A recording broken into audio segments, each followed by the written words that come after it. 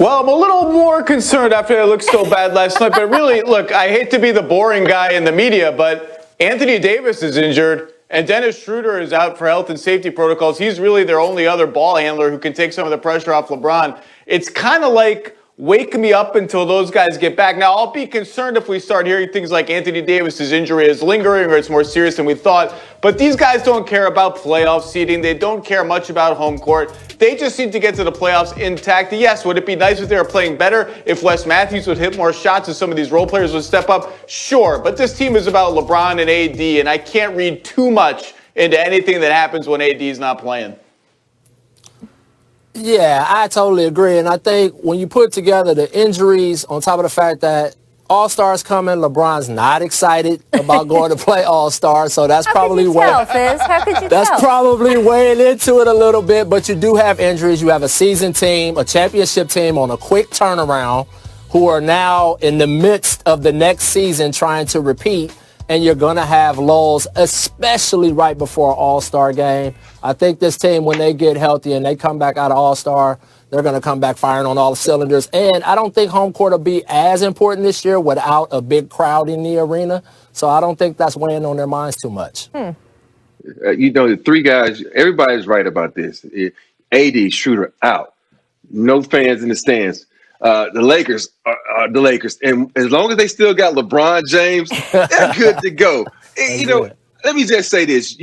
As you watch them play and they keep losing, you saying, please don't match up with me in the playoffs. You do not want to match up with the Lakers in the playoffs. So if they keep losing, you say, okay, I don't want to be in a position to play them again. So the Lakers aren't worried because it's the playoffs. They're going to step it up. They're going to be healthy. And who knows what's going to happen when the trade deadline comes into play. Because if they get another big man, watch out. Well, we're going to talk about that a little more in the next segment. But, Rob, we were talking a little bit before the show started, and you watch this team more closely than anyone else on our air because you also get paid to watch them from Spectrum here in L.A., and you sit there every night in the studio and discuss them for a half hour after every game. So can you tell the people out there a little bit of what you were telling me about Dennis Schroeder and just all the ways that him being missing has hurt this team in the last 2 weeks or week?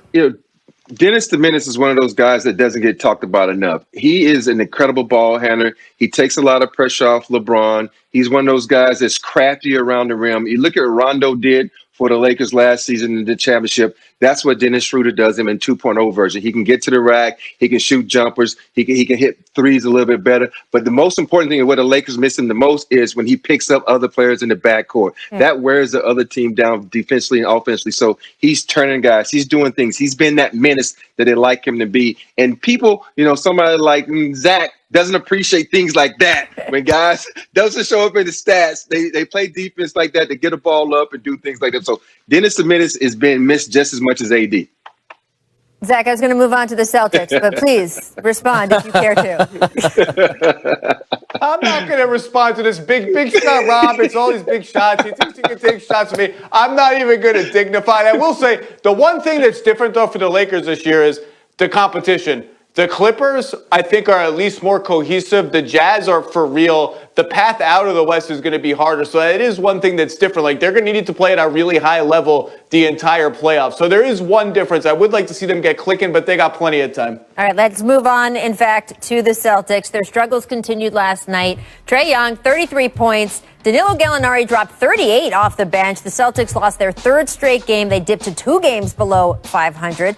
Now, in a local radio interview with 98.5 The Sports Hub today, Danny Ainge said, quote, "I wish I had answers for you. I don't." So, Fizz, do you have any answers on what is wrong with the Celtics at the moment? Well, I think it's a few things happening. One, you just got to give the Eastern Conference credit. It's a better conference now. You got the Hornets playing great basketball. You got the Hawks. You got the Knicks. All of these teams are getting better. I'm sure it's another young team I'm leaving out right now, but those teams are better. Now you look at their roster. No Gordon Hayward, and now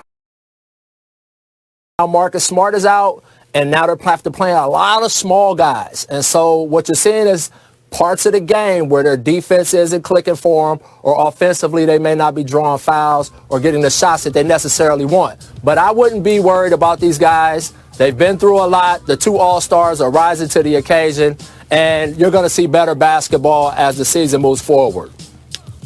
Man, I never, ever thought I would agree with Danny Ainge right now. It's like you don't know what's going on with the Celtics team. They got two young stars, two all-stars is playing together. You got Tristan Thompson is rebounding his butt off for them. And you look around and he says, what is the problem? Other than Marcus Smart being injured, who is the engine of that team, you trying to figure out why are they losing? And I have to agree with Fizz.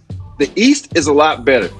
The East is so good now from all the young teams. And these young teams are those type of teams that don't care about anything but getting buckets, playing basketball, and having fun and winning. The East only has 3 teams that are over 500 now. Just 3. Yes, the bottom of the East might be better. But, Zach, help me out here. Just 3 teams over 500. I cannot buy that the East is such a juggernaut that the Celtics can't compete. Doesn't this have to do, Zach, with their depth also?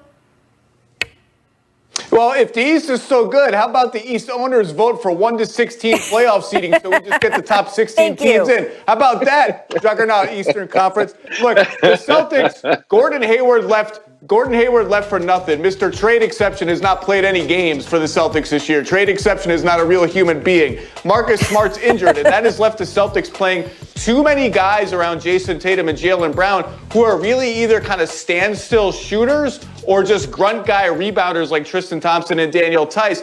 And the result has been this offense is just stuck in mud. You can tell that Jaylen Brown and Jason Tatum are trying to figure out, do we have to do everything? Am I really going to make this kick-out pass? There's just so much one-on-one play. And when you get into a stretch like that, and I think they've played something like 14 games in 24 days or something. They've played a ton of games. They're probably tired. It just looks bad. I think no team needs the All-Star break more than Boston. They're better than this, but it'll be interesting to see how good they can get when Smart comes back and Kemba Walker is finally finding his game again. But they certainly don't feel like a team right now who's going to punch into that Brooklyn, Philly, Milwaukee conversation yet. And look, I do get what you guys are saying in the larger sense. If the teams at the bottom of the East are better, that just means that they can't beat up on those weaker teams anymore. So I get it. I'm just Can't have an off night. Can't have an off night. Cannot have an off night in the same way. Now, Celtics governor and CEO Wick Grousbeck said, he told NBC Sports Boston, quote, "We had hoped Kyrie would stay forever and lead us all the way. That change touched off a lot of stuff because he left, a bit of a domino effect." Fizz, do you buy that Kyrie leaving had such a big domino effect on the Celtics that they're still feeling the repercussions of that a couple seasons later? Well, I mean, it always is a ripple effect that doesn't really stop, but ultimately you're not feeling it no more. You're moved on. I mean, you got 2 All-Stars on your team, for crying out loud, and 2 former All-Stars. So, no, I'm not buying that per se, but I guarantee you, if they were really banking on having Kyrie, that definitely started a ripple effect that they didn't plan on. But ultimately, come on, enough time has passed. You can't keep talking about that stuff. No, I'm not buying it at all. Kyrie moved on. He didn't play that much when he was there anyway, so It's not a ripple effect. So I'm not buying it at all. No. You know what else, too, Rachel? I don't really see why this is so... Go ahead, Zach. I'm sorry. Go ahead.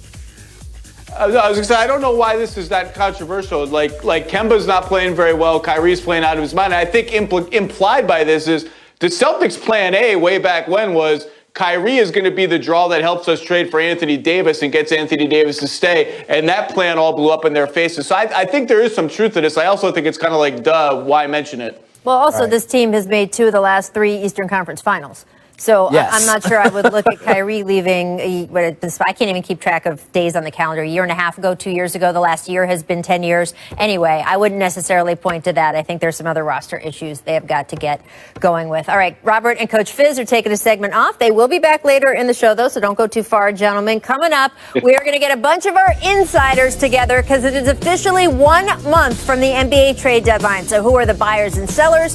Who should we expect to hit the buyout market? Zach Lowe, Ramona Shelburne, Mark Spears will tell us next. First, though, here's what the Jump recommends for today. ESPN